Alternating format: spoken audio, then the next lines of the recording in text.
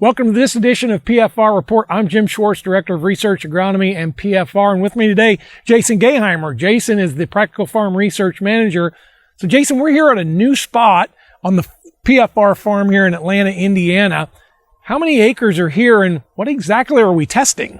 Yeah, so we've got about 25 acres now dedicated to organic research. And so we're testing a multitude of different things. Number one, we want to test how to effectively transition to organic. So one of the biggest studies that we have started this year and going to go forward with is a transition study. So looking at those first 3 years of transitioning, what's the best cropping system? So we've got a GMO section as our control, and then we're also looking at comparing it to a non-GMO cropping section of corn and soybean rotation, and then also an organic alfalfa section as well to see what can we be the most profitable with in those transition years to getting to that certified organic goal of where we want to be. And then we'll continue that research on past that to see, okay, once we start reaping those rewards of true organic cropping system, how much more profitable can we be in that time period, and what was the best transition method and cropping system to utilize. We've also got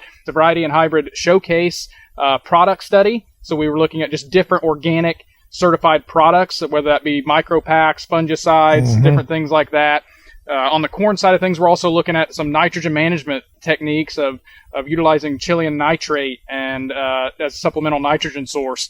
We're also looking at different row spacings, row width. We got 30-inch corn versus 60-inch corn in an organic cropping system with cover crop in between those 60-inch rows to see if we can be more profitable by incorporating cover crops for weed suppression and for some other benefits into that 60-inch row comparison against that traditional 30-inch rows. And going forward, we're also going to be looking at tillage and weed suppression options in front of corn and soybeans both to really see, how can we be better stewards of the land, have better weed control in terms of uses of tillage, cover crops, and just those rotations, and how can we go forward with least amount of weed pressure possible. Absolutely. So the reason we're doing this is that there's been an increased interest in this kind of cropping system. We felt like it's important for Beck's to help our growers who may have interest in transitioning 40, 60, 400 acres, it doesn't matter, into this kind of cropping system. And we want to walk beside you to help you learn what are the costs and what are the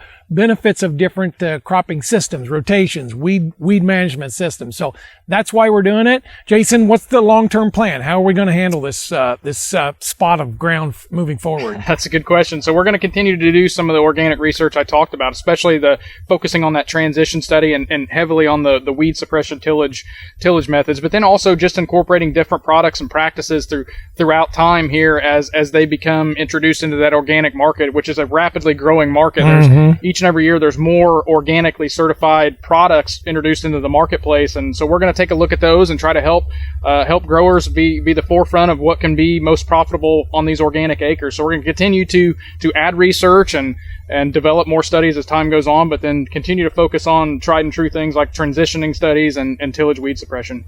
With Jason Gaheimer, I'm Jim Schwartz. Don't forget to like and subscribe or comment below using the hashtag AskPFR. Thanks, everybody. Have a great day.